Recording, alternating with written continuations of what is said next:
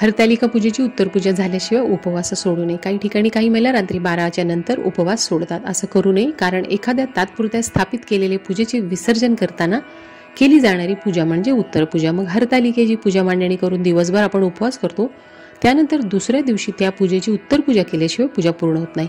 म्हणून दुसऱ्या दिवशी सकाळी उठून अंघोळ झाल्यानंतर पूजेसमोर दिवा लावा, उदबत्ती लावा, पांढरं फूल असेल तर वाहा आणि नैवेद्यामध्ये दही आणि भात मिक्स करून त्याचा नैवेद्य तुम्हाला या हरतालिकेच्या पूजेला दाखवायचा आहे। हातामध्ये पांढरे अक्षता घ्या आणि आपला सौभाग्य अखंड राहावं, वैवाहिक जीवनात सुख समृद्धी समाधान प्रेम राहावं म्हणून प्रार्थना करा आणि अक्षता वाहा।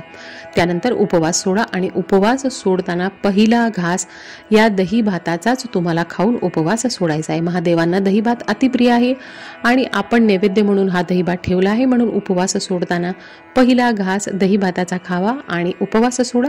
आणि असेच माहितीचे व्हिडिओ पाहण्यासाठी माझ्या चॅनलला सबस्क्राईब करायला विसरू नका।